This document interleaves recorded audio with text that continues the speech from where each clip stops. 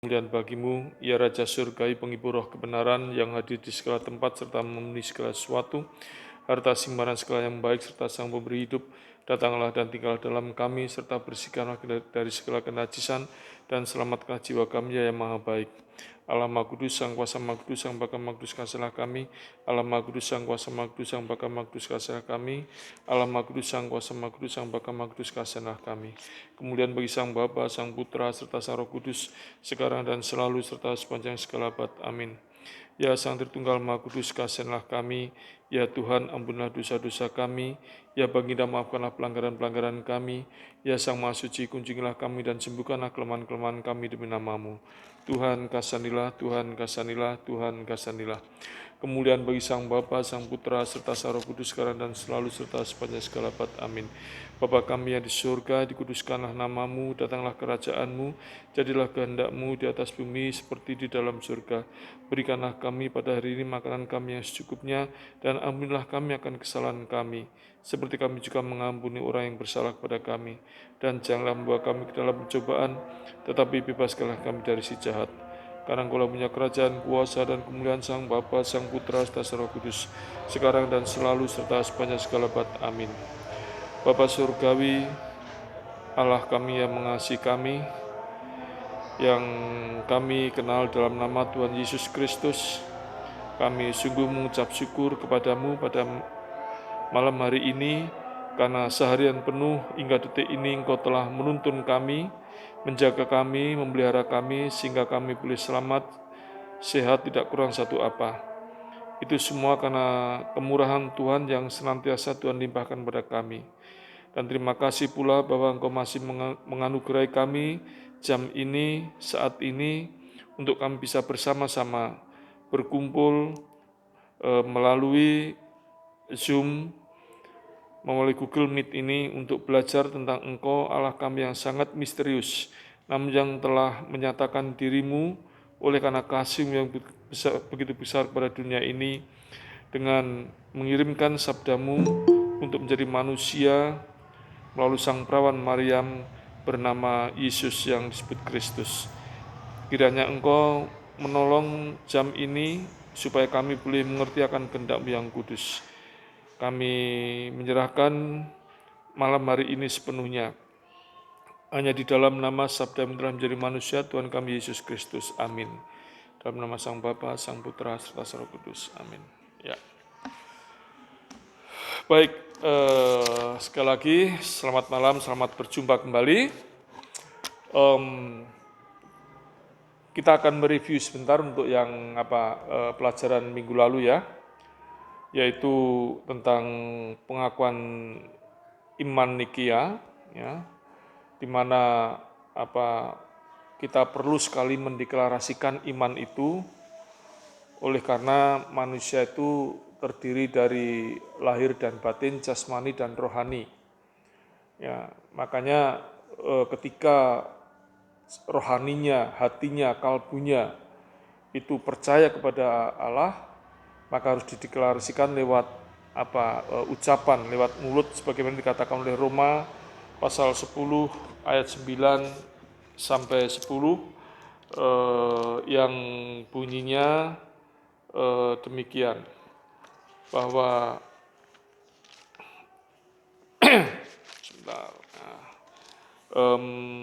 sebab jika kamu mengakui dengan mulutmu bahwa Yesus adalah Tuhan dan percaya dalam hatimu bahwa Allah telah membangkitkan Dia dari antara orang mati, maka kamu akan diselamatkan. Karena dengan hati orang percaya dan dibenarkan, dan dengan mulut orang mengaku dan diselamatkan. Ya, jadi ada menunjukkan bahwa kita itu adalah manusia secara utuh, manusia secara holistik, dan namanya manusia itu jasmani rohani. Makanya ketika hati percaya, supaya itu juga diungkapkan dengan mulut, dengan jasmaninya, yang menunjukkan bahwa seluruh kemanusiaan kita berarti percaya sungguh-sungguh kepadanya, dan kemudian dilakukan dengan tindakan atau action dalam kehidupan nyata di dalam kita bergaul dengan sesama kita dimanapun kita berada. Kemudian juga deklarasi iman ini perlu karena iman ini sesungguhnya menunjukkan, ya, pengakuan iman yang kita pelajari kemarin itu dalam pendahuluan dalam menunjukkan kebenaran dan kekeliruan, menunjukkan batas kebenaran dan kekeliruan. Ini adalah sebagai detektor dari ajaran sesat. Ya. Kemudian juga iman ini atau deklarasi iman ini biasanya diucapkan ketika sebelum baptisan dan juga setelah baptisan itu juga dinyatakan untuk mengingatkan tentang iman kita yang sudah kita deklarasikan dan kita nyatakan dalam tindakan itu. Kemudian pengakuan iman itu isinya adalah mengenai ajaran para rasul sendiri. Dan kalau kita berbicara tentang ajaran para rasul, berarti itu juga menunjukkan ajaran Yesus sendiri. Karena para rasul ini adalah orang-orang yang menyaksikan kiprah kerja karya Kristus selama dia masih hidup di dunia ini. Dia menjadi saksi apa yang telah dilakukannya. Ya, kemudian juga pengakuan iman ini sebetulnya merupakan ringkasan dari isi kitab suci, khususnya Perjanjian Baru. Dan pengakuan iman ini juga isinya sesungguhnya merupakan gabungan dari isi konsili yang pertama dan konsili kedua. Nah, itu yang kita review sebentar untuk mengingatkan apa yang telah kita pelajari minggu yang lalu. Nah, sekarang kita mau masuk pada eksposisi pengakuan iman Nikea. Ya. Dalam bukunya katekisasi yang ditulis oleh Metropolitan Hierotheos atau dalam bukunya Hierotheos ini tentang katekisasi, mungkin saudara sudah ada yang memilikinya. Ya, saya akan membacakan sedikit saja. Ya. Aku percaya. Ya. Dan butir pertama adalah aku percaya pada satu Allah, Sang Bapa yang Maha Kuasa, pencipta langit dan bumi, dan segala sesuatu yang kelihatan maupun yang tidak kelihatan. Aku percaya. Kata percaya ini ditulis dalam bentuk kata ganti orang pertama tunggal untuk menunjukkan iman pribadi yang kita harus miliki dalam kebenaran wahyu yang telah dijaga oleh gereja. Tetapi para Bapak Konsili Ekumenis pertama dan kedua menulisnya dalam bentuk jamak, kami percaya. Hal ini dikarenakan karena fase tersebut mengandaikan pengakuan iman para anggota gereja yang mereka bacakan saat liturgi suci serta dalam ibadat lainnya, di mana para anggota gereja berkumpul juga karena di masa lampau orang-orang yang dibaptis itu biasanya bersama-sama. Ya. Nah, iman percaya adalah suatu wahyu. Kita tidak mengungkapkan kebenaran, sebaliknya Kristuslah yang membukakannya. Di zaman Perjanjian Lama, para nabi dan dalam Perjanjian Baru para rasul dan para orang kudus melalui penjelmaan dirinya sebagai seorang manusia. Nah, saya ulangi lagi, iman percaya adalah suatu wahyu, kita tidak mengungkapkan kebenaran, sebaliknya Kristuslah yang membukanya. Di zaman Perjanjian Lama, dia membukakan kepada para nabi dan dalam Perjanjian Baru kepada para rasul dan para orang kudusnya, yaitu melalui penjelmaannya ya, sebagai seorang manusia. Awalnya kita menerima pengalaman dari wahyu ini. Kemudian bila kita terus berusaha untuk menyucikan diri kita dari hawa nafsu, kita dapat meneguhkan wahyu ini. Kristus berkata, berbahagialah orang yang suci hatinya, karena mereka akan melihat Allah. Matius 5 ayat 8. Hal yang sama juga terjadi pada masa pada dunia sains. Mahasiswa dari suatu universitas diajarkan tentang penemuan dari para ilmuwan sebelumnya. Bila kemudian mereka melakukan eksperimen mandiri, mereka juga dapat ikut meneguhkan penemuan tadi, serta juga menemukan hal yang baru. Karena gelar ilmuwan diberikan tidak hanya bagi mereka yang menerima ilmu dari orang lain, tetapi terlebih bagi mereka yang memajukan ilmu pengetahuan. Dengan demikian, kita mempunyai dua jenis iman. Iman dari pendengaran ketika mendengarkan pengalaman orang-orang kudus dan menerimanya, dan juga iman dari penglihatan atau teoria saat kita mencapai wahyu itu sendiri. Ya, ini dari Bapak Herotios, Metropolitan Herotios dari Navpaktos. Ya. Jadi butir pertama tadi sudah saya sebutkan dari pengakuan iman yang 12 butir itu, bunyinya adalah, aku percaya pada satu Allah, Sang Bapa yang Maha Kuasa, pencipta langit dan bumi dan segala sesuatu yang kelihatan maupun yang tidak kelihatan. Kata aku, ya, itu menunjukkan atau menunjuk pada pribadi. Ya. Dan pribadi asli, murni, sejati, yang merupakan sumber dari segala sumber kehidupan, yaitu Allah sendiri. Jadi Allah itu berpribadi. Maka itulah sebabnya Allah berbeda, ya, dengan ciptaan-ciptaan hidup selain manusia. Nah, kita bisa lihat dalam Keluaran pasal yang ketiga, ayat yang ke-14. Keluaran pasal 3, ayat yang ke-14. Ya, demikian bunyinya.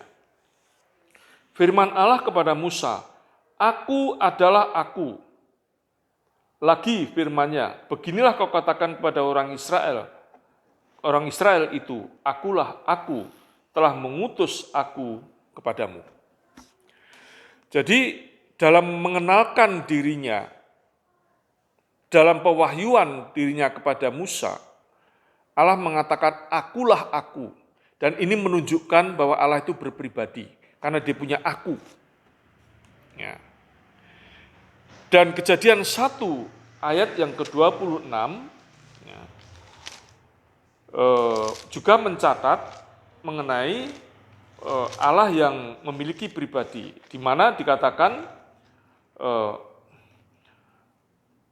berfirmanlah Allah, baiklah kita menjadikan manusia menurut gambar dan rupa kita, supaya mereka berkuasa atas ikan-ikan di laut dan burung-burung di udara dan atas ternak dan atas segala seluruh bumi dan atas segala binatang yang melata dan merayap di bumi. Atau binatang melata yang merayap di bumi. Nah, di sini dia menggunakan kata ganti kita. Nah, saya nggak akan membahas kita itu, nanti kita akan bahas kalau kita sudah bicara tentang Allah secara spesifik. Artinya dia menunjukkan pribadi juga. Ya. Jadi dialah pribadi, atau Allah itu berpribadi, dan dialah pribadi yang asli, murni, dan sejati. Yang baka, yang kekal, yang mulia, yang merupakan sumber dari segala sesuatu. Nah, aku, manusia ini, adalah sebagai gambarnya dan rupanya, atau bahasa umumnya itu kita bisa mengatakan kopian dari Allah. Itulah sebabnya manusia itu berpribadi, karena dikatakan diciptakan untuk gambar dan rupa Allah. Maka itu manusia itu beda dengan ciptaan yang lain. Nah, perbedaannya itu ya karena manusia itu berpribadi, karena Allah itu berpribadi. Yang kedua, manusia disuruh menguasai alam semesta dan seisinya. Sebagaimana Allah itu berkuasa atas semuanya, segala ciptaan. Nah, manusia sebagai gambar dan rupa Allah. Berarti kalau Allah itu berpribadi, maka manusia itu berpribadi atau memiliki pribadi. Itu kata aku yang pertama. Yang kedua, yang satu menunjukkan pribadi, yang ketiga menunjukkan keakuan asli dan yang sebagai gambar dan rupanya, menunjuk pada Allah dan ciptaan. Dan yang ketiga, kata aku ini adalah merupakan komitmen pribadi, ya, yaitu tidak tergantung dengan orang lain. Nah, dia mempunyai komitmen pribadi yang kuat. Orang lain katakanlah mau berjalan ke utara ke selatan, kalau komitmen kita ke timur, ya timur, kita nggak terpengaruh. Apapun yang terjadi.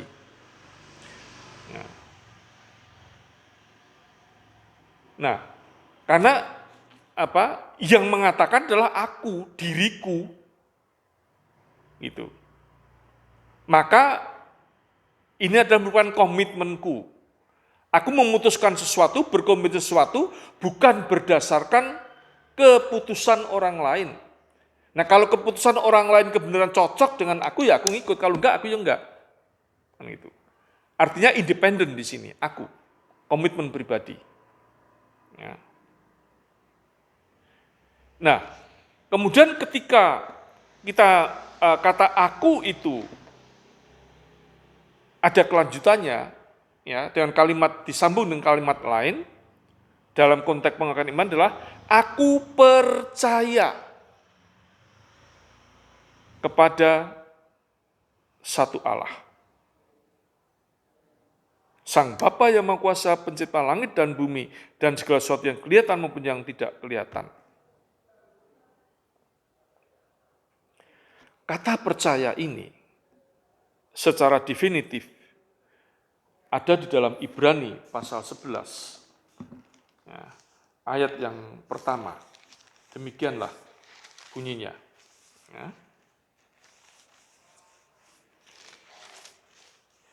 Iman adalah dasar dari segala sesuatu yang kita harapkan dan bukti dari segala sesuatu yang tidak kita lihat. Iman itu bahasa Arabnya, bahasa Indonesianya ya percaya itu. Ya. Bahasa Yunani pistevo, aku percaya. Dan bahasa Ibrani emunah. Jadi percaya, iman, emunah, pistevo itu sama.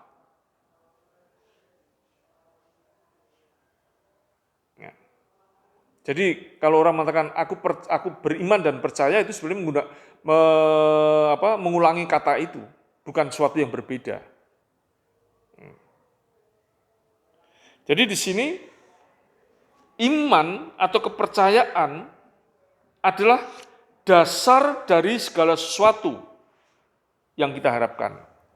Dasar, hipostasis, pokok, hakikat. Hakikat dari segala sesuatu yang kita harapkan. Apa yang diharapkan oleh manusia itu sebetulnya? Hakikatnya. Apakah kekayaan, kehidupan yang makmur, bahagia, atau sesuatu yang kita idam-idamkan yang ada di bumi ini.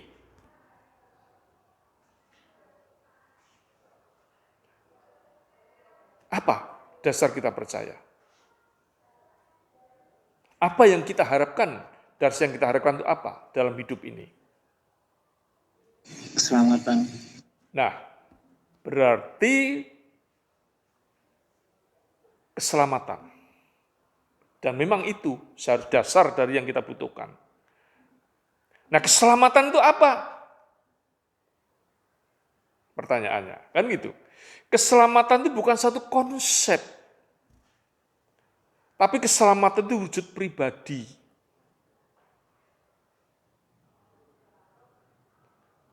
Nah, sebelum saya bahas itu, keselamatan, selamat dari apa? Selamat dari penderitaan fisik, yang sakit, yang keras, kemudian kita sembuh, sehat, atau selamat dari bepergian, dari bencana. Hakikatnya bukan itu yang keselamatan. Hakikatnya ada keselamatan dari penderitaan, duka lara selamanya. Baka tiada tara. Ya. Itu, apa itu? Yang penderitaan yang selamanya baka tiada tara itu, yaitu adalah dosa, adalah kehidupan nerakawi yang disebabkan oleh iblis. Nah, kita diselamatkan dari kejatuhan, dari natur yang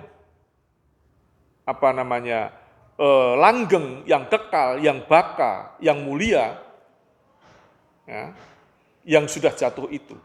Jadi natur kita yang baka, yang mulia itu, oleh karena dosa kemudian jadi jatuh, jadi naturnya hina, fana.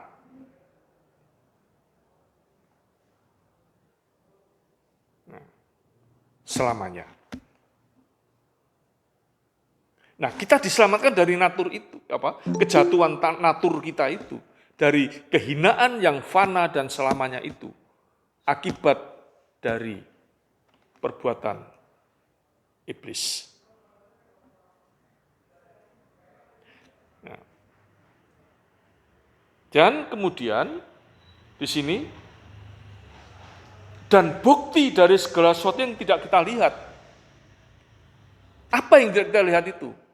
Ya Allah itu sendiri dan kuasa-kuasa surgawi, para malaikat, kita nggak bisa melihat mereka.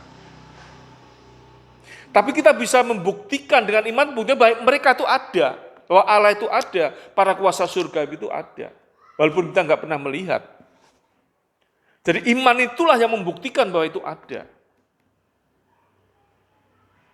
Jadi iman secara definitif adalah ini tadi, adalah dasar hipostasis dari segala sesuatu yang kita harapkan dan bukti dari segala sesuatu yang tidak kita lihat.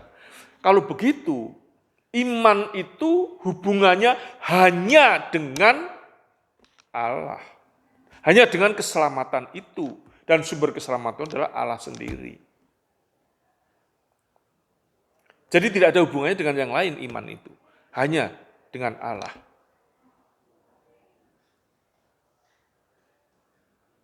Nah, secara realita, ya iman itu just do it. Jadi kita nggak usah berpikir, kalau percaya lakukan aja, jalankan aja. Gitu. Kerjakan. Ya. Jangan ragu-ragu. Ada keraguan sedikit saja, 0,01% keraguan, ya dari yang utuh itu, yang total itu namanya sudah tidak percaya. Percaya itu mutlak, dan itu harus dibuktikan dengan tindakan, dengan perbuatan. Ya. Nah, makanya Yakobus jelas sekali definisinya. Yakobus pasal 2 ayat 16. Ini saya bacakan dari 15 sampai 17 ya. Jika seorang saudara atau saudari tidak mempunyai pakaian dan kekurangan makanan sehari-hari, Dan seorang dari antara kamu berkata, selamat jalan, kenakanlah kain panas dan makanlah sampai kenyang. Tetapi ia tidak memberikan kepadanya apa yang perlu bagi tubuhnya, apakah gunanya itu? Demikian juga halnya dengan iman. Jika iman itu tidak disertai perbuatan, maka iman itu pada hakikatnya adalah mati. Ya. Jadi iman tanpa perbuatan ya omong kosong.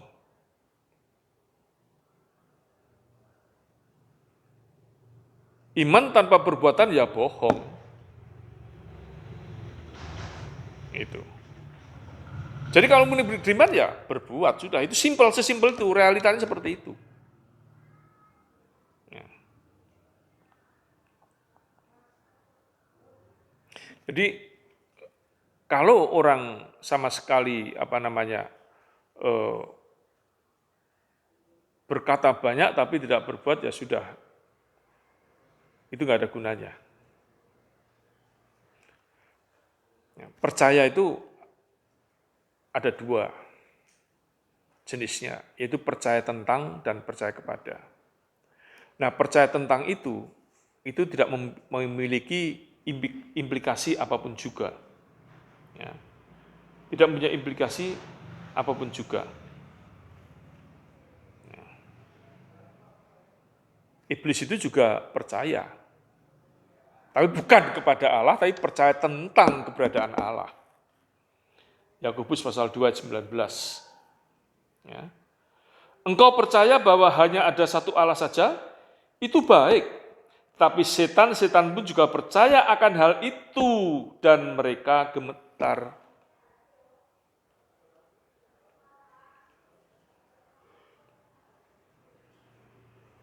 Ya mereka itu, iblis juga percaya tentang Allah dan gemetar takut, tapi dia nggak pernah melakukan perintah Allah. Dia percaya tentang adanya Allah.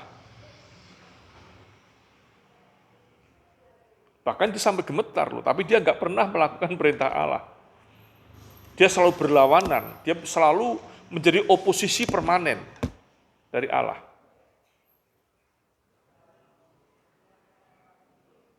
Ini ironis banget. Dia takut, gemetar, tapi dia nggak mau sujud menyembah.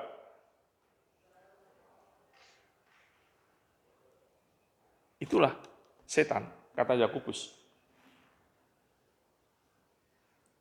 Nah makanya kalau kita percaya tentang itu nggak ada efeknya apa-apa. Ya percaya tentang ya sudah, nggak usah berbuat sesuatu, tidak melakukan apa-apa. Percaya tentang adanya sejarah Indonesia yang diperjuangkan oleh para pahlawan yang hebat-hebat. Ya, kita percaya tentang itu.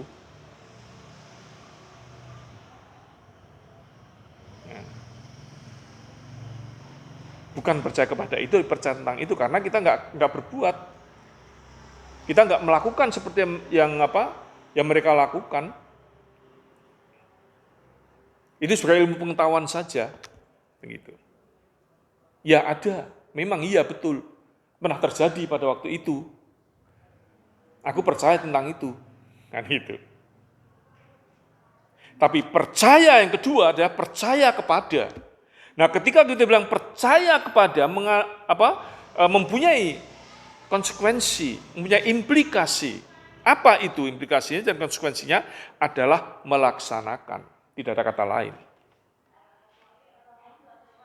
Ya, saudara misalnya sakit gigi. Ada dokter yang hebat yang bisa menyembuhkan. Di sana ada dokter A. Bisa menyembuhkan, hebat. Percaya nggak kamu pada dia? Wah, aku percaya pada dia. Kalau saudara percaya pada dia, mesti saudara akan datang. Tapi kalau nggak percaya, saudara nggak akan datang. Jadi percaya kepada itu, implikasinya adalah melakukan. Bertindak, berbuat. Kalau tidak melakukan itu, berarti kita sama sekali tidak percaya.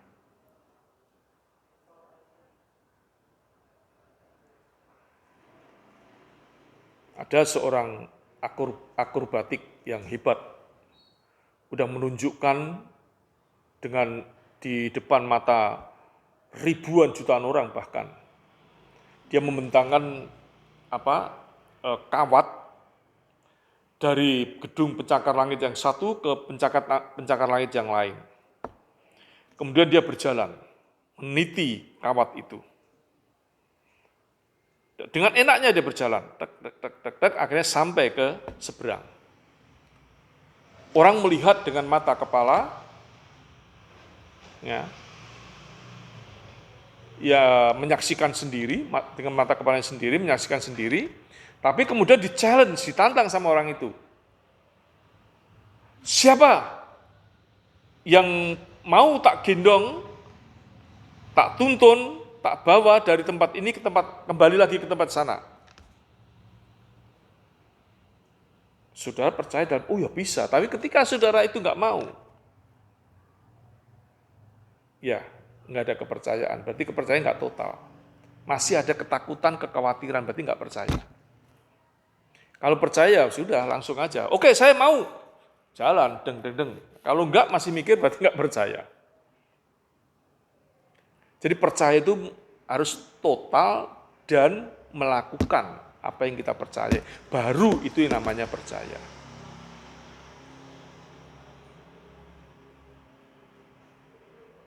Nah, subjek dari kepercayaan kita hanya Allah. Kalau kita mempunyai subjek kepercayaan yang selain Allah, kita akan rugi. Karena selain Allah tidak ada kekekalan. Selain Allah tidak ada kemuliaan. Atau dengan kata lain, selain Allah tidak ada kemuliaan yang baka. Saudara mau kemuliaan yang baka? Ya hanya Allah, sumber dari segala sesuatu. Yakobus pasal 1 ayat yang ke-17. Setiap pemberian yang baik dan setiap anugerah yang sempurna datangnya dari atas, diturunkan dari Bapa segala terang. Padanya tidak ada perubahan atau bayangan karena pertukaran. Segala sesuatu, ya, pemberian yang baik, setiap anugerah yang sempurna datangnya dari atas, dari Bapa yang terang. Jadi adalah dia sumber segala sesuatu yang baik dan yang sempurna, yang mulia dan baka. Maka kalau kita subjek kepercayaan kepada kita, maka kita akan mendapatkan kemuliaan, kebakaan, kesempurnaan, kebaikan dari Dia. Kalau bukan dengan Dia, selain Dia, ya kita akan mendapatkan apa yang dimiliki oleh yang selain Allah itu. Dan mana yang kita pilih?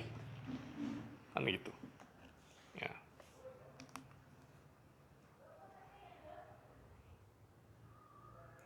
Jadi percaya yang benar itu, percaya memiliki kepastian itu adalah percaya kepada Allah, bukan kepada yang lain.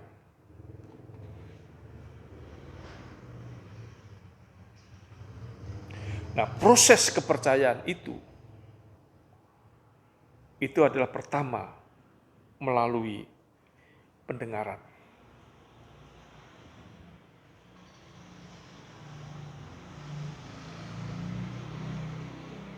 Pendengaran dulu. Dan kemudian pengalaman dalam menjalankan iman secara taat dengan konsisten, konsekuen, dan kontinu. Roma pasal 10 ayat 11. Nah, kita bacakan sana.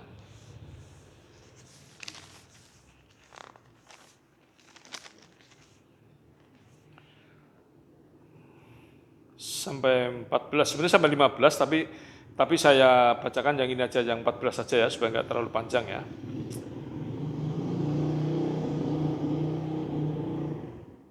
Atau 13, 14 saja. Sebab barang siapa yang berseru kepada nama Tuhan akan diselamatkan. Tetapi bagaimana mereka dapat berseru kepadanya? Jadi ingat ya, barang siapa yang berseru kepada nama Tuhan akan diselamatkan. Tetapi bagaimana mereka dapat berseru kepadanya jika mereka tidak percaya kepada Dia? Bagaimana mereka dapat percaya kepada Dia jika mereka tidak mendengar tentang Dia? Bagaimana mereka mendengar tentang Dia jika tidak ada yang memberitakannya? Ya. Jadi awal pertama kita percaya itu adalah dari pendengaran. Pendengaran kan Allah, kalau kita nggak ngerti Allah, maka kita mendengar dulu tentang Allah. Baru kemudian kita percaya. Nah setelah percaya, kemudian apa? Kita melakukannya. Ya. Jadi apa? Dengan pengalaman hidup kita yang mendengar Allah dan kemudian percaya menjalankannya, ya, mentaati perintahnya, ya, menjalankan dengan konsisten, konsekuen dan kontinu, itulah kemudian kita akan mendapatkan keselamatan itu.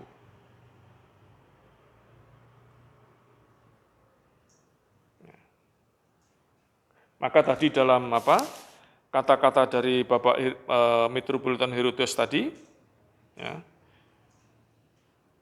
dikatakan dengan demikian kita mempunyai dua jenis iman. Iman dari pendengaran, ketika kita mendengarkan pengalaman orang-orang kudus dan menerimanya. Dan juga iman dari penglihatan saat kita mencapai wahyu itu sendiri. Jadi untuk bisa mencapai wahyu itu adalah dengan pengalaman. Wahyu apa? Nanti kita akan bicarakan secara rinci, tetapi ini saya sebut dulu. Ya, wahyu, yaitu tentang Allah, tentang Kristus. Karena wujud wahyu Allah yang puncak adalah Kristus. Ya. Dengan kita percaya pada Kristus dan menjalankannya dengan konsisten dan konsekuen, kita akan tidak hanya menemukan Dia, tapi kita akan manunggal dengan Dia. Yang ujung dari kepercayaan itu nantinya adalah teosis, yaitu pengilahian tubuh menjadi mulia baka,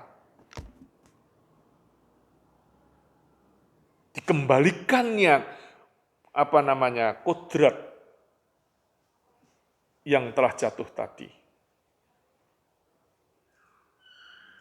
menjadi kodrat yang sebenarnya, yaitu gambar dan rupa Allah. Dan gambar dan rupa Allah yang sesungguhnya adalah Kristus. Nah, nanti kita akan bicarakan ini pada sesi berikutnya.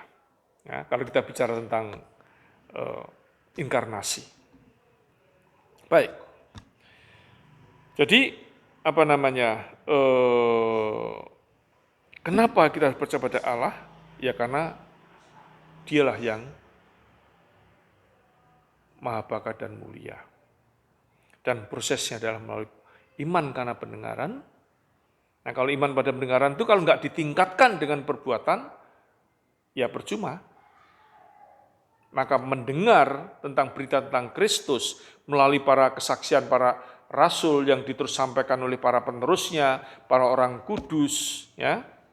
Kemudian juga pada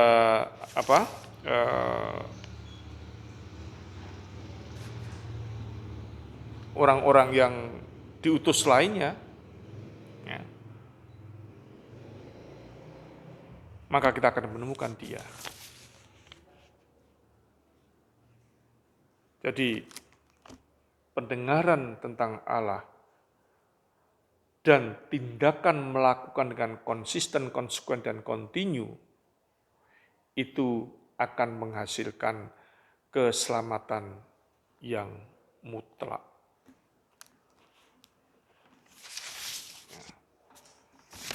Nah,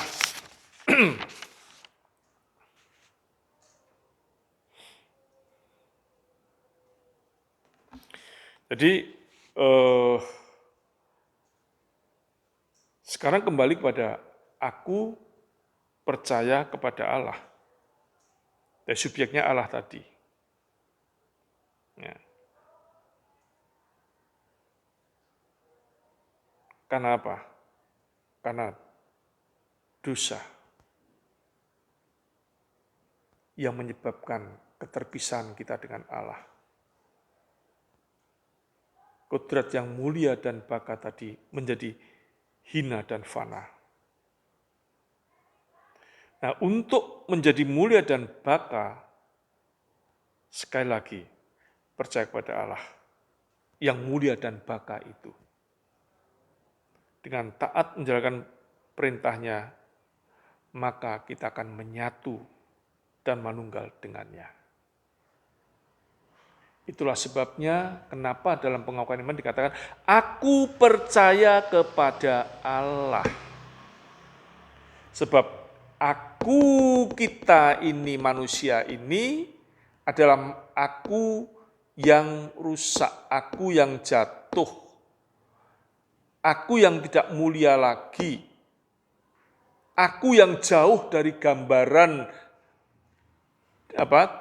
dan gambar dan rupa Allah. Maka untuk kembali menjadi gambar dan rupa Allah yang benar, yang utuh, tidak ada jalan lain kecuali percaya kepada yang mulia dan yang baka, itu yaitu Allah.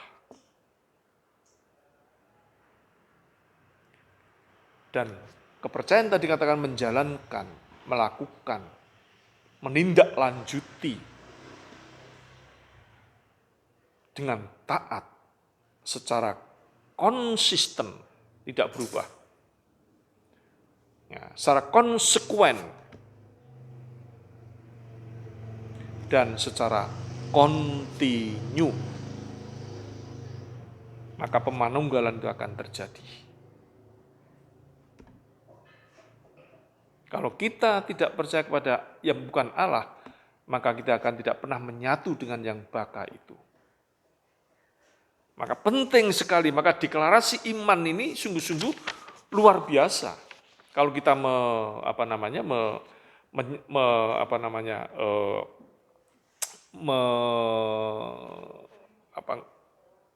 memikirkan dengan dalam.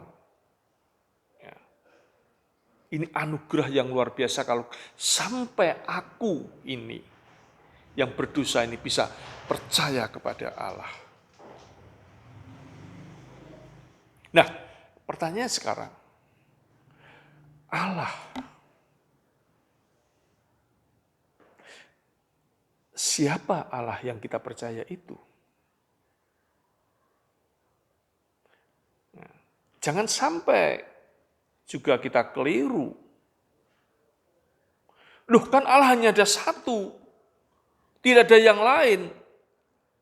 Berarti ya hanya Dia. Berarti nggak keliru dong? Ya iya, tapi jelas. Tapi siapa yang satu itu, Dia itu? Itu pertanyaannya. Mengertikah kita, kenalkah kita? Itu pertanyaannya. Memang Allah itu satu, itu Allahnya semua orang. Coba kita lihat. Nanti kita akan bicara itu juga nanti ya. Secara detail, tapi ini untuk melihat sepintas saja. Ya. Kita lihat dalam 1 Korintus.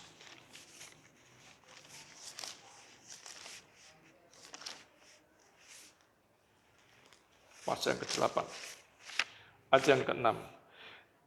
Pas 1 Korintus pasal 8 ayat yang ke-6. Namun bagi kita hanya ada satu Allah saja. Ya. Satu Allah saja, tidak ada yang lain. Dan lagi di sini satu Allah saja, yaitu Bapa, yang daripadanya berasal dari segala sesuatu. Jadi Allah yang satu itu disebut Bapa. Dan daripadanya berasal dari segala sesuatu. Dan dia sumber dari segala sesuatu, termasuk sumber kealahan itu sendiri. Ya, sekali lagi, nanti kita akan bicarakan secara rinci. Dan ini hanya pendahuluan dulu tentang Allah itu. Ya.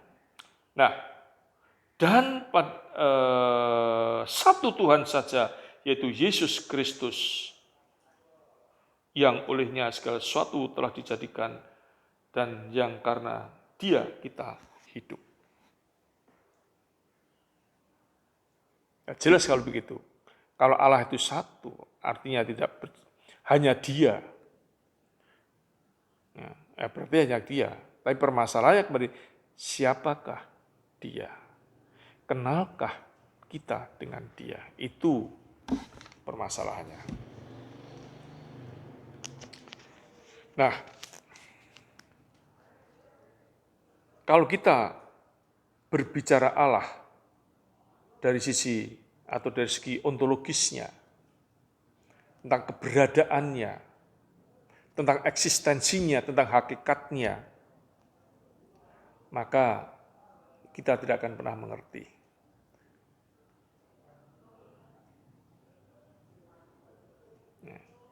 Karena apa? Kalau orang Jawa bilang, sapa Gusti Allah, mbuh ra weruh. Aku tidak tahu. Ya. Karena orang Jawa bilang, Allah kuwi tan kena kinaya ngopo. Adoh tanpa wewangenan, cedak tanpa sesinggolan. Kenapa saya senang pakai kata ini? Karena ini bagi saya maknanya dalam sekali. Tan kena kinaya ngopo, artinya Allah itu tidak bisa disebutkan seperti apa Dia. Ya. Adoh tanpa wewangenan, cedak tanpa sesinggolan. Jauhnya tak terhingga, tidak bisa kita jangkau, tidak bisa kita pikirkan karena sangat misterius. Tapi dekat sekali, tetapi tidak bersentuhan. Itulah Allah, misterius, kita nggak ngerti. Maka Roma, ya, Paulus kepada orang Roma, pasal yang ke-11, ayat yang ke-33 mengatakan, oh alangkah dalamnya kekayaan, hikmat dan pengetahuan Allah. Sungguh tak terselidiki keputusan-keputusannya dan sungguh tak terselami jalan-jalannya. Tidak ada kata lain menggambarkan Allah kecuali kata-kata ini. Karena sangat misteriusnya. Ya, sebenarnya kita nggak ngerti apa-apa tentang Dia.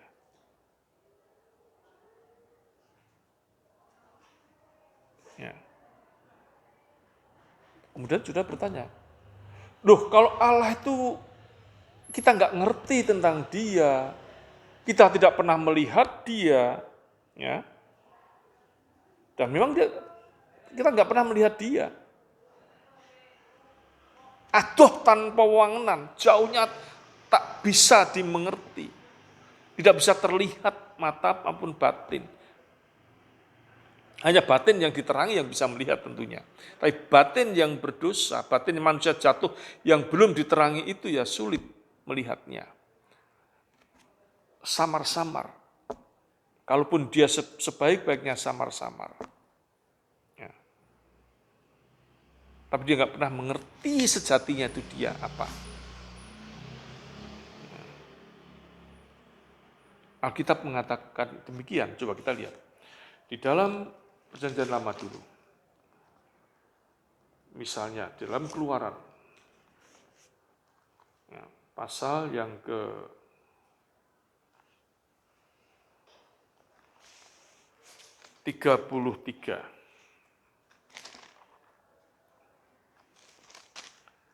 ayat yang ke-20,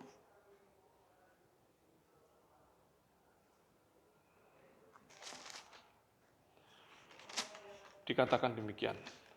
Lagi firman-Nya, engkau tidak tahan memandang wajahku sebab tidak ada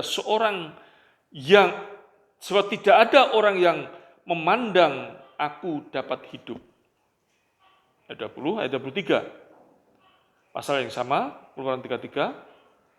Kemudian aku akan menarik tanganku dan kau akan melihat belakangku, tetapi wajahku tidak akan kelihatan. Nah, gimana kalau melihat aja mati? Tidak bisa memandang wajahnya, kalau melihat mati. Jadi artinya tidak, Allahnya nggak bisa secara kasat mata nggak bisa dimengerti, tidak bisa dilihat. Ya.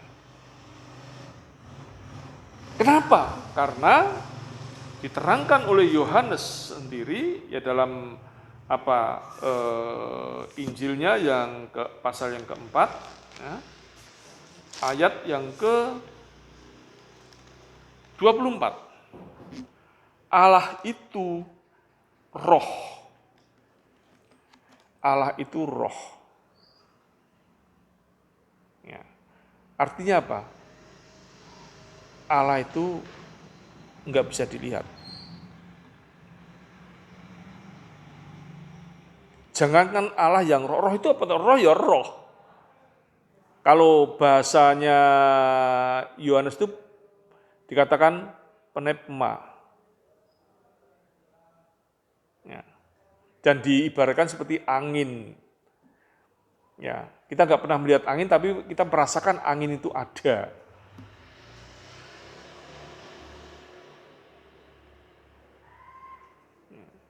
Jadi roh itu nggak kelihatan, tapi ada. Tapi roh itu bukan angin. Ya. Roh itu adalah hidupnya Allah. Nah, nanti akan kita bahas secara rinci juga. Ya, jadi itulah sebabnya mengapa kita nggak pernah bisa mengerti Allah, baik secara fisik maupun secara hati. Kalau hati itu tidak diterangi. Kalaupun hati diterangi pun kita nggak bisa melihat Allah secara hakikat. Ya.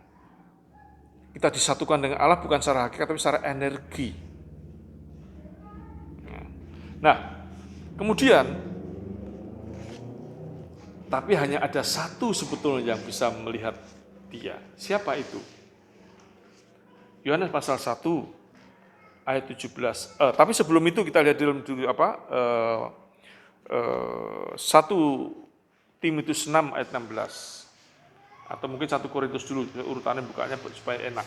Ya. 1 Korintus 2 ayat yang ke-11.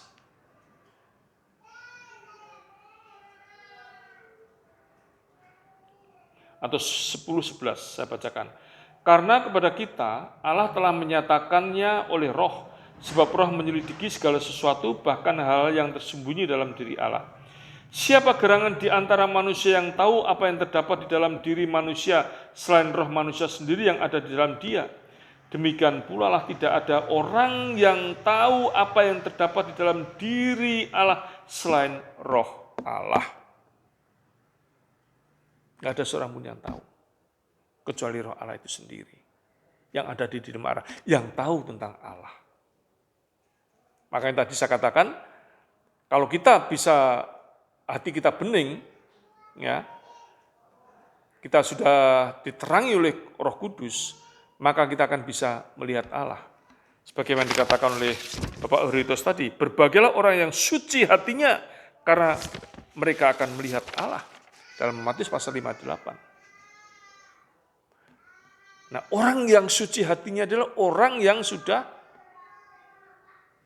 diberi penerangan ilahi, diberi kuasa Roh Kudus. Nah, bagaimana dia mendapatkan kuasa Roh Kudus itu? Yaitu hanya dengan percaya pada Kristus. Karena Roh Kudus datang oleh karena Kristus. Nah, kita nanti akan bicarakan secara khusus juga. Ya. Baik. Dan di dalam 1 Timotius pasal yang ke-6, dikatakan demikian juga. Ayat 16. Dialah satu-satunya yang tidak takluk kepada maut, bersemayam dalam terang yang tak terhampiri. Seorang pun tak pernah melihat dia, dan memang manusia tidak dapat melihat dia. Baginya lah hormat dan kuasa yang kekal. Amin. Dia bersemayam di tempat terang yang tak terhampiri. Dan tak seorang pun pernah melihat dia, dan tak seorang pun manusia pernah melihat dia. Jadi jelas di sini. Ya. Tapi hanya ada satu yang bisa melihat. Yohanes pasal 1 ayat 18. Tidak seorang pun yang pernah melihat Allah, tetapi anak tunggal Allah yang ada di pangkuan Bapa, dialah yang menyatakannya.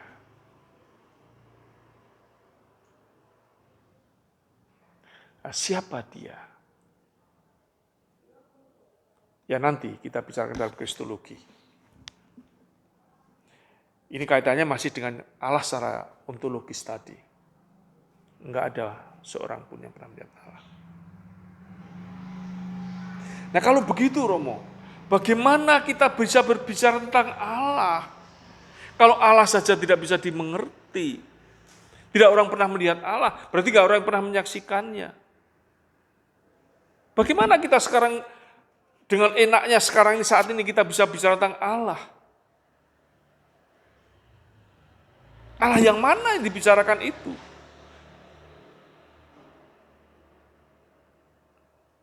Ya. Kita bisa berbicara tentang Allah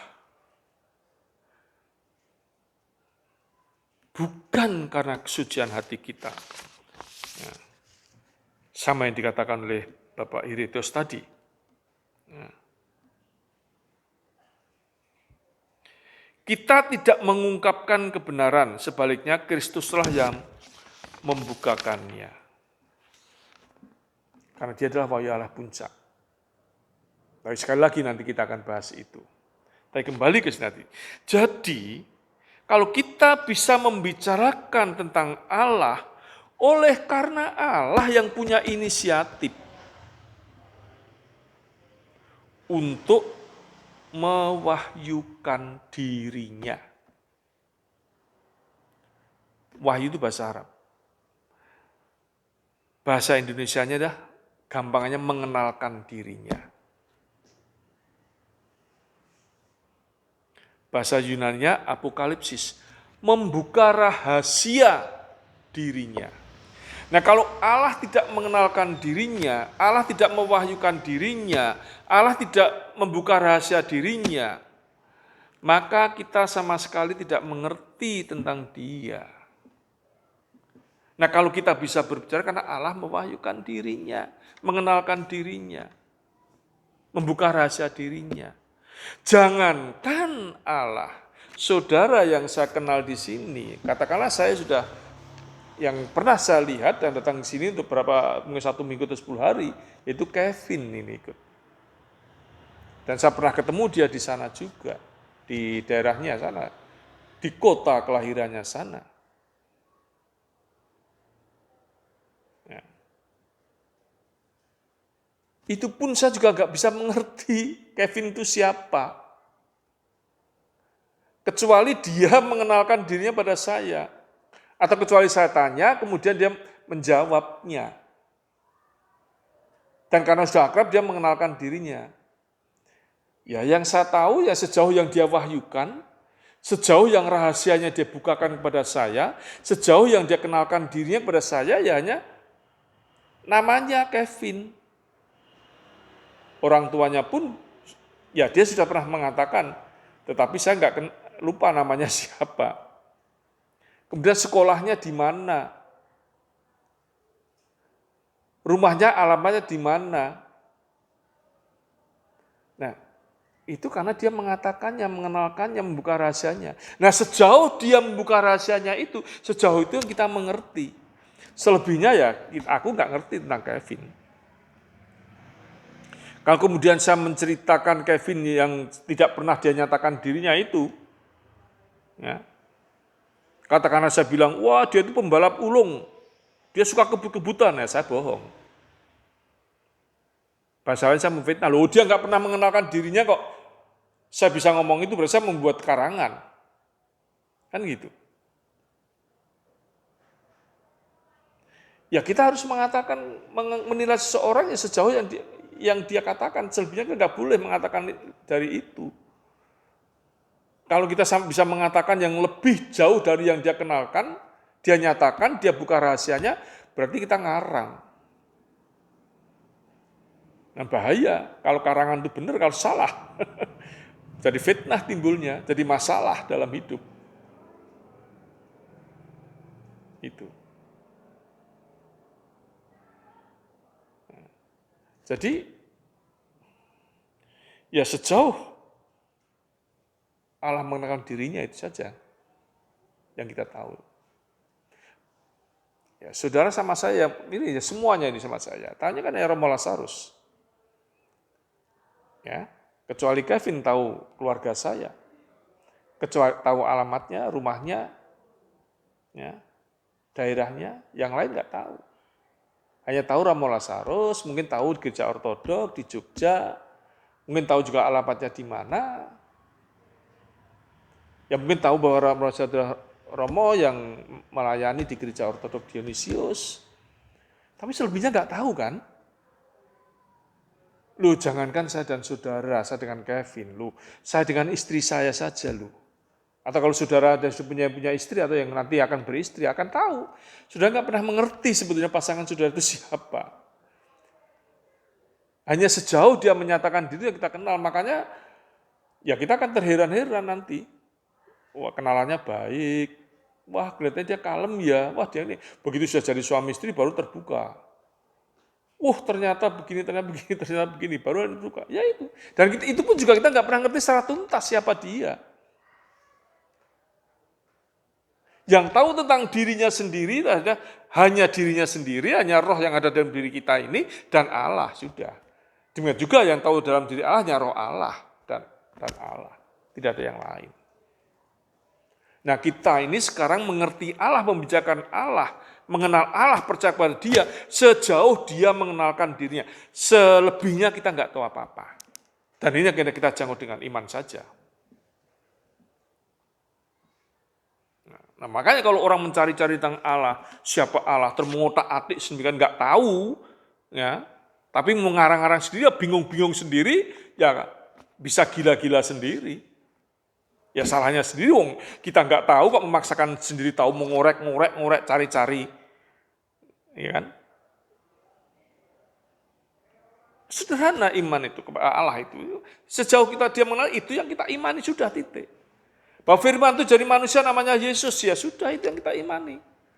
Apakah Yesus Allah dan manusia, masuk Allah dan manusia bisa jadi satu dan sebagainya? Sejauh kita bisa terangkan, kita terangkan. Kalau sudah itu nggak bisa ya kita nggak perlu mengorek lebih jauh lagi, ya percayai saja, jalankan saja perintahnya kalau kita percaya, kan gitu. Kalau nggak percaya saja, sudah nggak usah macam-macam. Ya. Nah, itulah sebabnya kita bisa berbicara tentang Allah itu karena dia mengenalkan diri, mewahyukan dirinya. Nah, wahyu Allah itu tidak secara langsung, tapi secara gradual. Dari umum, ya seperti piramid ini ya, dari umum, kemudian mengerucut, ya, menjadi khusus.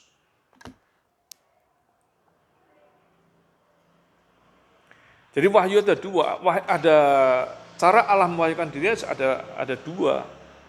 Ya, secara umum dulu, karena wahyu itu tidak sekaligus, Allah mewahyukan dirinya tidak sekaligus. Tapi gradual. Secara umum dan juga secara khusus. Secara umum, ya, itu melalui alam semesta.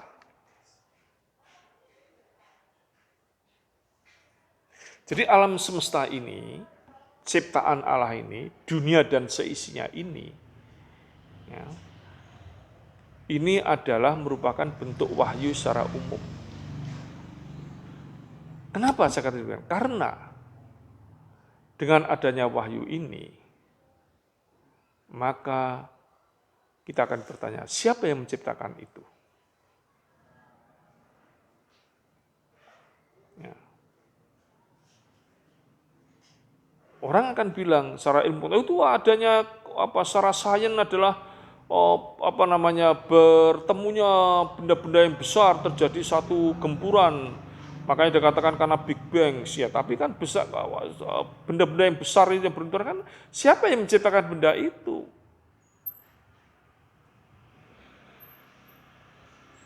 Mesti ada pribadi yang lebih besar daripada kita, ada pribadi yang lebih berkuasa daripada kita. Ya, pribadi yang besar pada yang berkuasa itu tidak lain bukan adalah Allah itu, Sang Pencipta itu. Maka kita akan menyebut bahwa yang menciptakan dunia adalah Allah.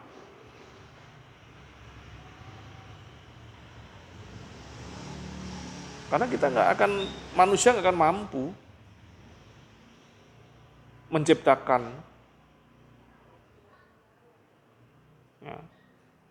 apa yang sudah diciptakan oleh Allah ini. Jangankan menciptakan, menirukan pun kita juga nggak mampu.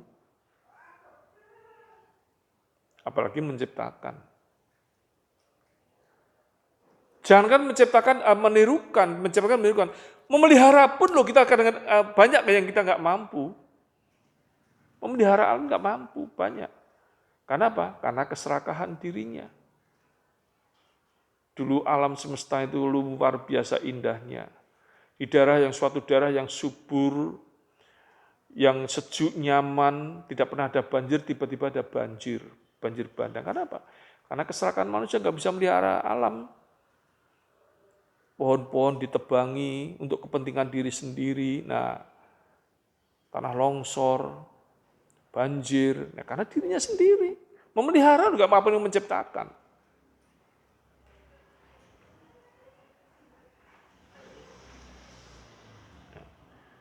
Nah, jadi alam semesta ini adalah salah satu dari wahyu Allah. Yang kedua, Allah mewahyukan dirinya melalui hati nurani. Jadi hati nurani manusia, hidupnya manusia, hati nurani manusia. Setelah manusia jatuh dalam dosa, maka dikatakan kehilangan kemuliaan Allah, naturnya itu jadi rusak. Yang dulunya segambar dengan Allah, mengerti kehendak Allah, hidup bersama Allah di Taman Eden, tetapi ketika jatuh dalam dosa, dia kehilangan semuanya. Namun demikian,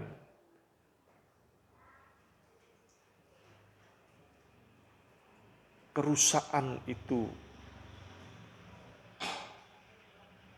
tidak secara total. Manusia masih memiliki hati nurani, yang kalau dia tajamkan hati nurani itu, akan mengerti pesan Allah, akan kenal dengan Allah. Nah, contohnya Habil dan Kain. Ketika jatuh dalam dosa, Kain tidak mau mendengarkan suara hati nuraninya. Dia menuruti kehendaknya sendiri, sebagaimana Adam menuruti kehendaknya sendiri. Untuk mengambil buah itu, dia ingin menjadi penguasa selain Allah, yaitu dirinya sendiri menjadi penguasa. Kalau dia mengakui Allah sebagai penguasa, maka dia taat pada sang penguasa dan tidak akan mengambil atau melanggar perintahnya untuk mengambil buah itu.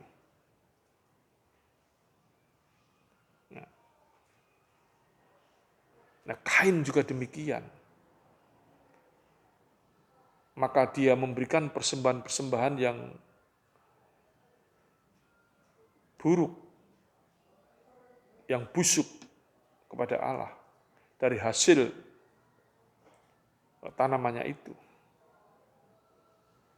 Karena dia lebih mementingkan diri sendiri, yang baik-baik adalah untuk saya. Allah ini sajalah sisanya. Tapi Habil tidak demikian. Hati nuraninya ngerti, sadar dari lubuk hatinya terdalam, bahwa hasil dari karyaku ini tidak lepas dari Allah. Maka aku mengucap syukur atas pemberian Allah dan dia memberikan yang terbaik kepada Allah. Dan yang terjadi adalah persembahan Habil diterima dan Kain tidak. Kemudian marahlah, meluaplah amarahnya dan kemudian Habil dibunuh. Kan hati nuraninya tidak peka. Maka melalui hati nurani ini Allah juga mewahyukan dirinya. Sekalipun sudah jatuh dalam dosa, tapi kalau manusia itu mau mengorek atau mau berfokus atau mencari, mendengarkan suara hati nuraninya yang bersih tadi, maka dia akan menemukan kebaikan-kebaikan. Dan kebaikan itu adalah sumbernya dari Allah. Dan dia akan takut berbuat jahat. Karena dia sadar bahwa kebaikan ini adalah milik Allah dan ketidakbaikan adalah miliknya iblis. Maka orang yang sadar, yang selalu mengolah batinnya, mata hatinya, kalbunya, orang itu akan lebih peka terhadap kebaikan. Sensitif terhadap rasa kemanusiaan. Dan dia akan berbuat baik sejauh yang dia bisa lakukan. Karena suara hatinya mengatakan, perbuatan baik inilah perbuatan Allah. Hati nurani yang menjadi ukuran. Maka ketika setelah itu manusia bubrah, sama sekali tidak mendengarkan suara batin nuraninya, di dalam Kejadian pasal yang ke-5, ke-6, dikatakan manusia memuncak.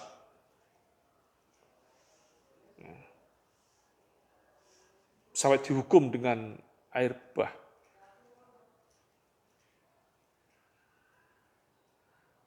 Ya. Nah, baru kemudian mereka mengalami penderitaan dalam perkembangannya. Dan baru hukum itu turun. Yaitu hukum Taurat. Makanya ketika sebelum hukum Taurat itu apa ukurannya? Hukum Taurat itu untuk mengingatkan pada manusia. Karena sudah dia tidak bisa sadar dengan hati nuraninya. Nah, sebelum ada hukum Taurat, siapakah hukum Taurat itu? Ya hati nuraninya. Kalau orang itu peka, tidak berbuat dosa, mungkin hukum Taurat juga nggak turun. Kan gitu. Sudah ada hukum Taurat pun yang tertulis pun juga manusia masih melanggarnya.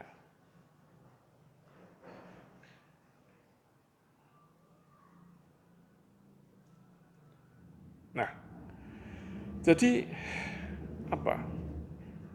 hati nurani adalah merupakan bentuk dari wahyu Allah. Dan yang ketiga, melalui pemeliharaan hidup manusia. Nah, tadi dalam alam semesta tadi bisa dibaca dalam Mazmur 19 ayat 1 sampai 5. Dalam hati nurani bisa dibaca dalam Roma pasal 2 ayat 14 sampai 15, ya.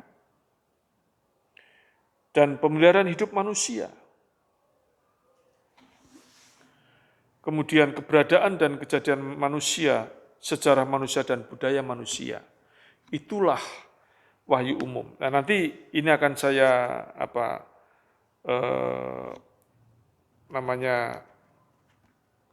ulangi lagi pertemuan minggu depan, ya. Ini saya pikir akan waktu sisa ini akan saya berikan untuk bertanya, ya. Nanti kita akan lanjutkan yang belum tadi, akan saya uraikan satu persatu, yaitu tentang pemeliharaan Allah hidup manusia, keberadaan dan kejadian manusia, sejarah manusia dan budaya manusia. Di wahyu umum itu ada 6, ya, yaitu alam semesta yang sudah kita bicarakan, hati nurani, pemeliharaan hidup manusia, keberadaan kejadian manusia, sejarah manusia dan budaya manusia. Itu adalah bagian dari wahyu umum. Dan kita akan bicarakan minggu depan, dan ini ada sisa waktu 10 menit, kurang lebih atau 20 menit, akan saya berikan pertanyaan. Tapi kalau nggak ada pertanyaan, ya saya akan lanjutkan. Ya. Mari, ada yang bertanya dari apa yang sudah saya jelaskan tadi. Ya.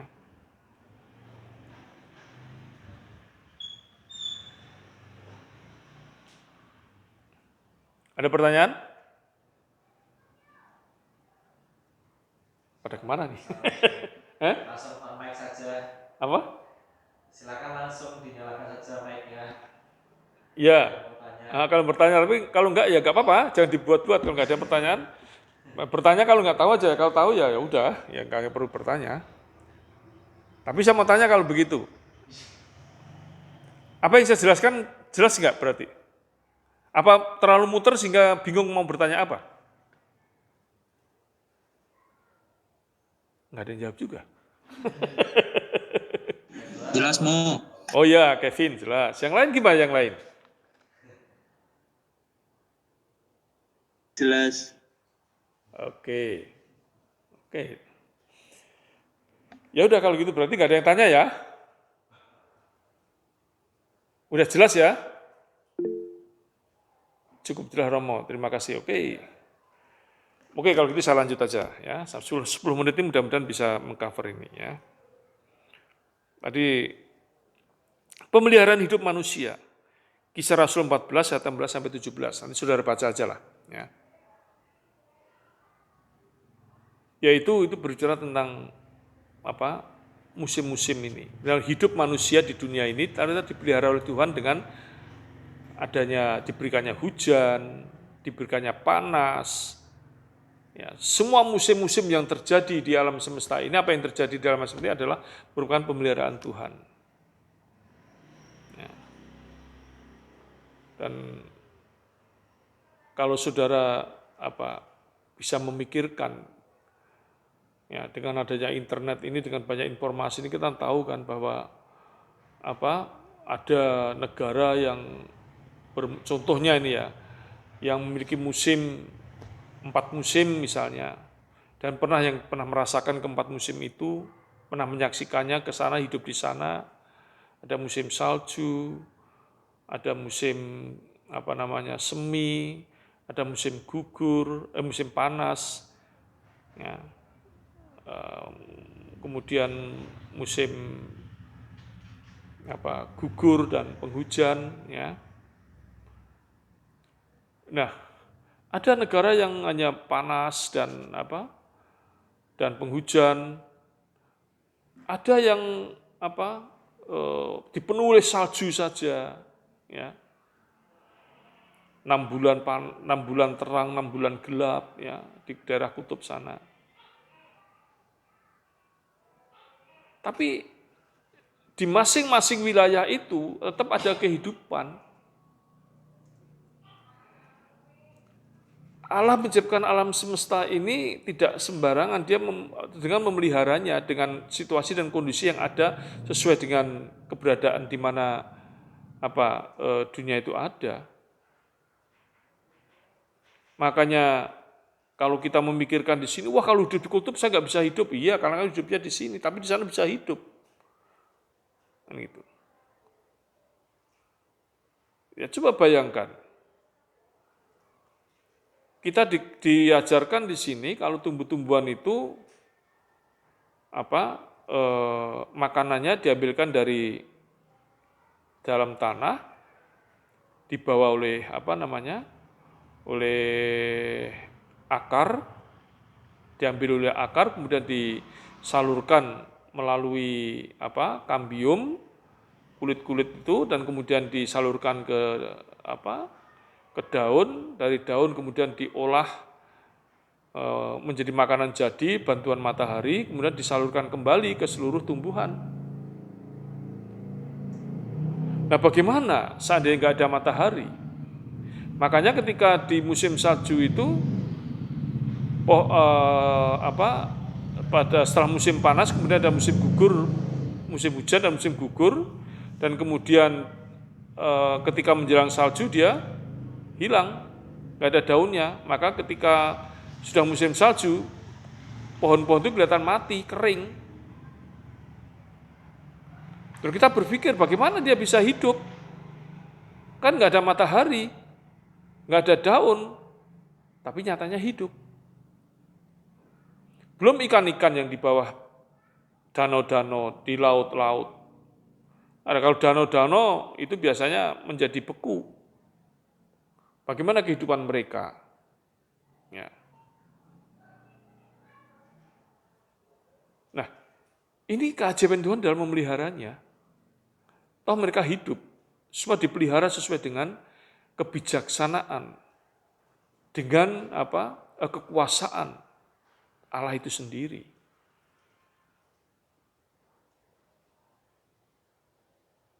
Katanya manusia yang tidak makan tumbuh-tumbuhan bisa menjadi penyakit kalau hanya daging saja. Nah kalau hidup di kutub, tumbuhan dari mana? Mereka makannya dari daging-dagingan, dari ikan-ikanan. Toh juga hidup. Nah inilah pemeliharaan Allah yang ajaib, yang luar biasa. Nah, hal-hal yang seperti ini adalah merupakan juga wujud dari wahyu Allah. Siapa yang bisa melakukan itu semuanya? Ya hanya Allah, karena yang menciptakan Dia, maka Dia akan memelihara dengan caranya, dengan kebijaksanaannya, dengan kekuasaannya, yang di luar jangkauan manusia. Dan manusia bisa melihat nyata itu hidup bisa.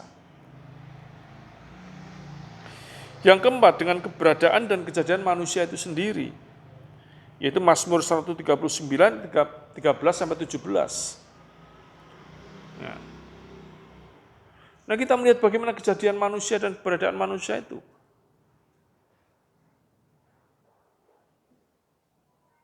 Ya. Luar biasa, itu hanya dari satu sperma dari jutaan sperma yang menyatu dengan indung telur. Kemudian kita lihat prosesnya. Dari yang tidak berbentuk menjadi berbentuk. Dari tidak berbentuk itu sendiri ternyata sudah ada potensi, bakal-bakal atau potensi-potensi untuk membentuk tubuh sel-sel itu dan mereka hidup. Tandanya hidup apa? Tandanya hidup ya berkembang. Dari tidak berbentuk jadi berbentuk dan kemudian lahir dari proses bayi menjadi dewasa. Jadi kejadian manusia itu sudah luar biasa, nggak terpikirkan. Belum keberadaan manusia itu sendiri. Bagaimana ada harmonisasi antara otak, jantung, darah, aliran darah, kerjasama semuanya menjadi satu sehingga kita bisa melakukan secara normal. Dan tidak ada satu bagian dari tubuh ini yang nggak berguna. Ini ada oleh karena memang sudah diadakan oleh Allah untuk melindungi tubuh kita. Jadi kejadian manusia dan keberadaan manusia itu sendiri sudah menunjukkan itu kebesaran Allah. Siapa yang bisa mengatur sedemikian rupa? Ya hanya Allah. Artinya Allah mengenalkan dirinya melalui juga keberadaan dan kejadian manusia itu. Selain dari alam semesta hati nurani dan pemeliharaan Allah. Yang kelima, melalui sejarah manusia. Bagaimana manusia yang Adam dan Hawa bisa menjadi banyak? Itu juga karena campur tangan Allah.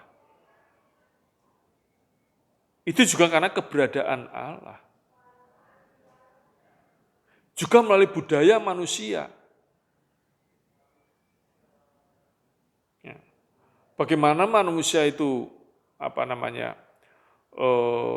mengenal Dia melalui hati nuraninya, dan hati nuraninya kemudian diekspresikan melalui tindakan. Dia sadar bahwa Allah itu ada, dia takut, maka dia mencari Allah. Kemudian dia mencari caranya bagaimana mendekati Allah itu. Karena dia tidak tahu, Allah membayangkan Allah itu mesti hebat, luar biasa, mengerikan. Maka ketika melihat batu yang besar, pohon yang besar, mereka menganggap kekuatan yang luar biasa ada di dalamnya dan dialah Allah. Sehingga dia menciptakan penyembahan dengan wangi-wangian, dengan dupa-dupa dan bunga-bunga, dan itu adalah ekspresi bahwa dia membayangkan bahwa Allah itu ada. Terjadilah kemudian budaya untuk menyembah Allah. Ya. Bagaimana juga dengan kepekaan hati. Dia harus menghormati orang tua, cara penghormatannya harus dengan membungkuk misalnya. Harus dengan mengutarakan kata-kata tertentu. Kalau di Jawa, nyuwun sewu, permisi, membungkuk, turun. Dan ini budaya ini diturun-turunkan karena kepekaan hati manusia untuk menghadapi lebih tua.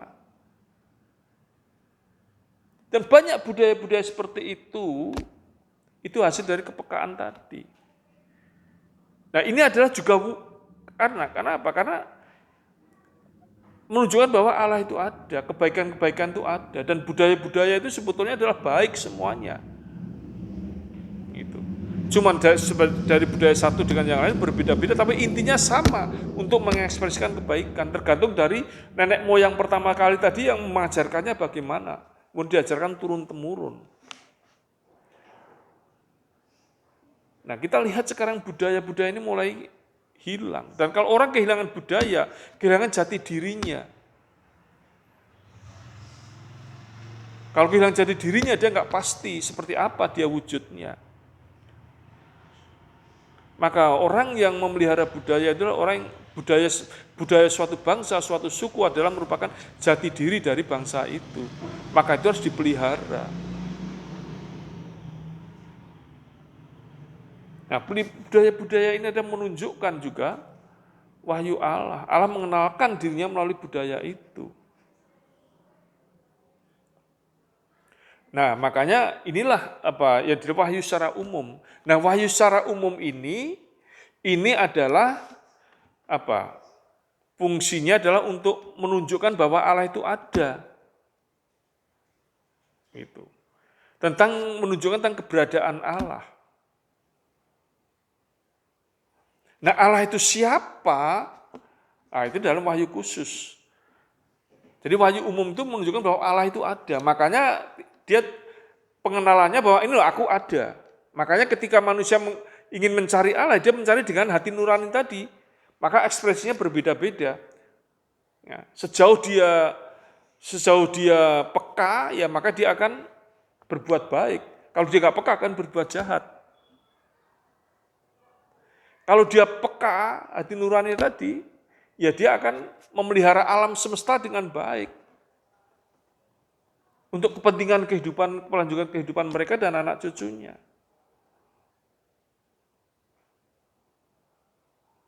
Untuk berlaku baik, bersikap sopan, santun kepada penghormatan, menghargai, hidup harmonis satu sama lain. Itu adalah hasil dari, karena apa? Karena yakin dia Allah itu ada, Allah itu baik, hati nurani yang berbicara dan diekspresikan melalui tindakan-tindakan. Tapi dia belum mengerti siapa Allah. Dia tahu bahwa Allah itu ada, maka dia melakukan sesuai dengan kepekaan hati nuraninya itu untuk menggali lebih dalam.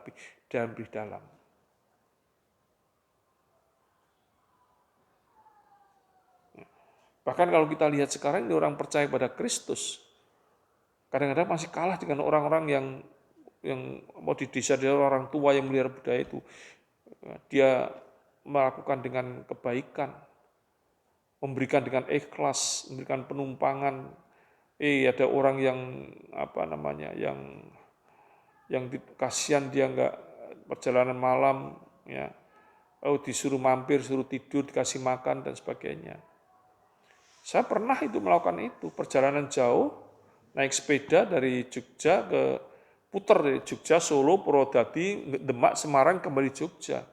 Sampai di Purwodadi saya sudah kemalaman, saya nggak punya uang, saya tidur, saya bermisi tempatnya Pak Lurah. Pak Lurah welcome.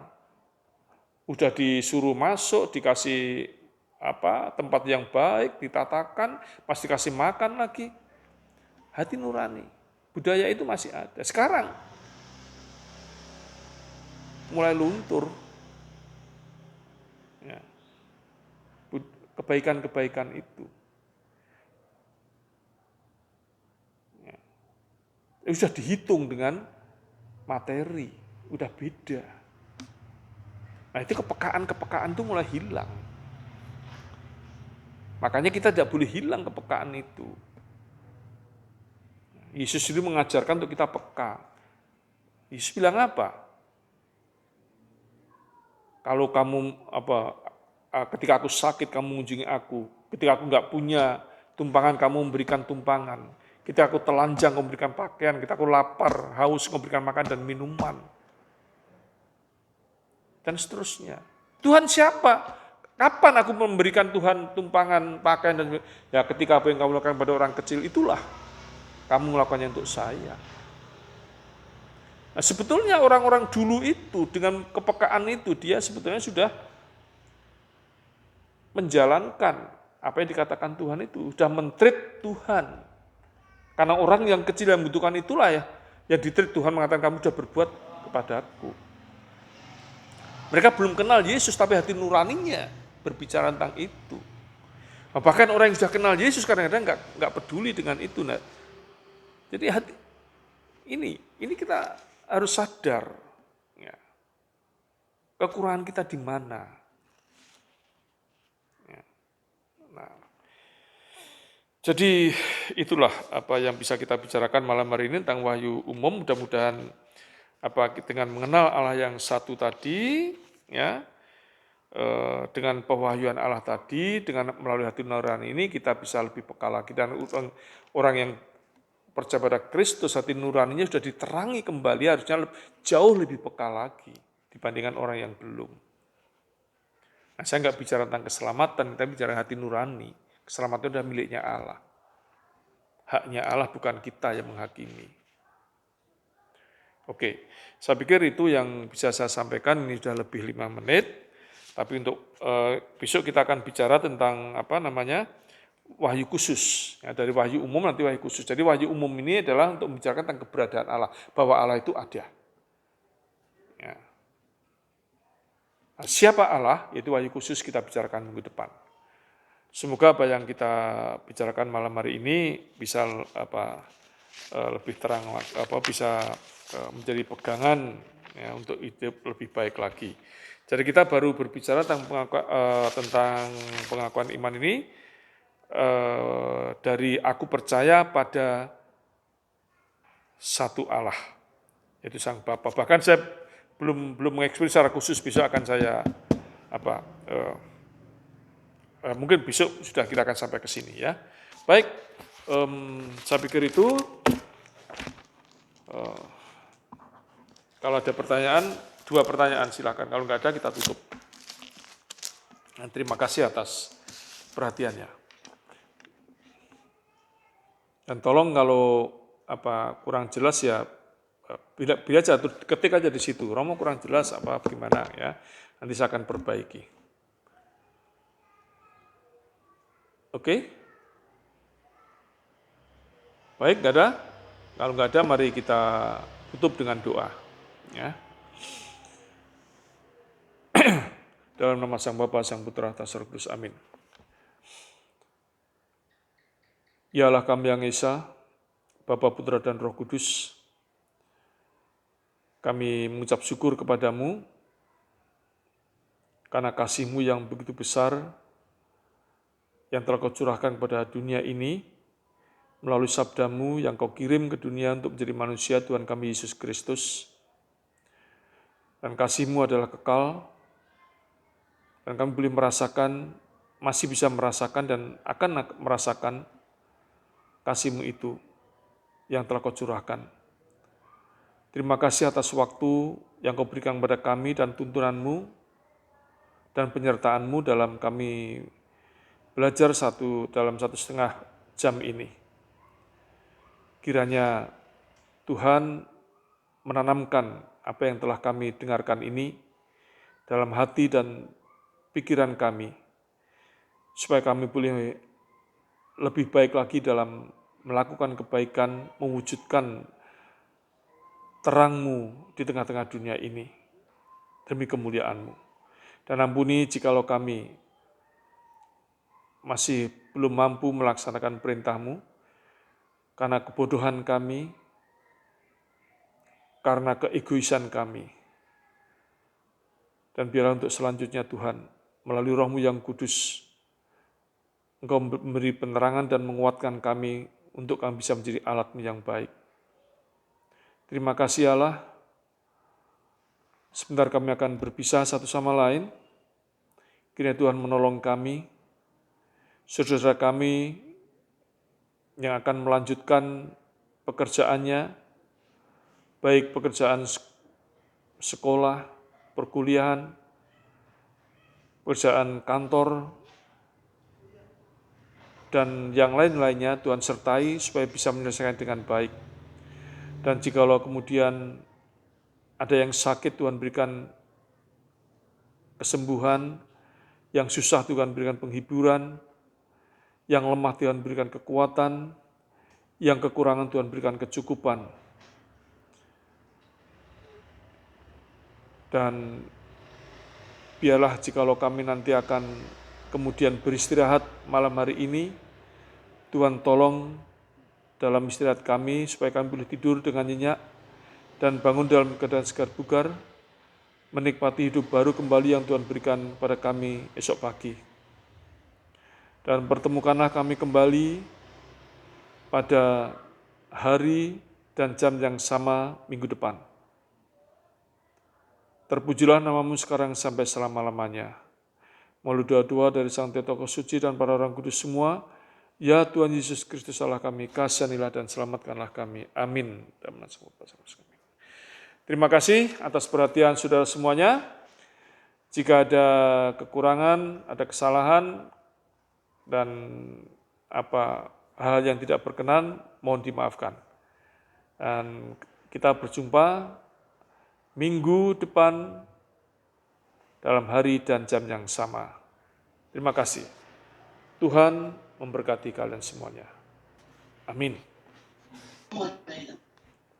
Amin. Terima kasih, Romo. Selamat malam. Selamat malam, terima kasih. Selamat malam.